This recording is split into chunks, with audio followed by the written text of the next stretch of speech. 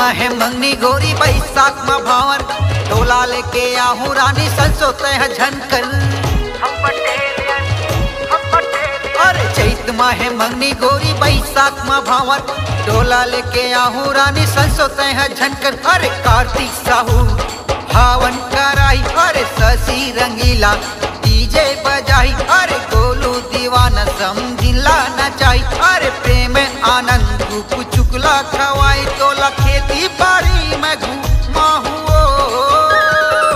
हम पटेलियन, हम पटेलियन, हम पटेलियन, हम पटेलियन, हम पटेलियन जी दिल वाला होते, हम पटेलियन जी जिगर वाला होते, हम पटेलियन जी हिम्मत वाला होते, हम पटेलियन जी दिल वाला होते।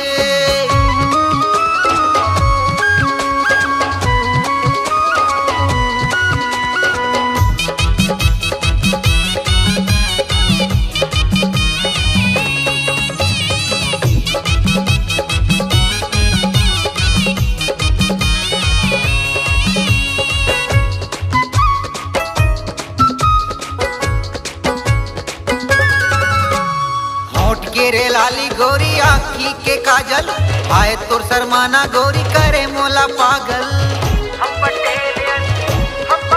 हाय होठ के रे लाली गोरी आँखी के काजल, आए तुर शर्माना गोरी करे मोला पागल। अरे दादा तोर सासुर बनाऊं मैं, दाई ला तोर सास बनाऊं, सुन तो भाई ला तोर सारा बनाऊं मैं, बहन ला तोर सारी बनाऊं मैं, दिल में तोला बसा हूँ। हम पटेलियन, हम पटेलियन, हम पटेलियन, हम पटेलियन, हम पटेलियन जी दिल वाला होते, हम पटेलियन जी जिगर वाला होते, हम पटेलियन जी हिम्मत वाला होते, हम पटेलियन जी दिल वाला होते। अरे सुन तो चंदा तो सन बिहार जाऊं मैं, डोला लेके तोरे घर में मैं आऊं। अरे डीजे नहीं तो तोर घर कूदुम बजाऊं मैं, सातों भावर तोरे संग में पराऊं। अरे संग में तोला ले जाऊं।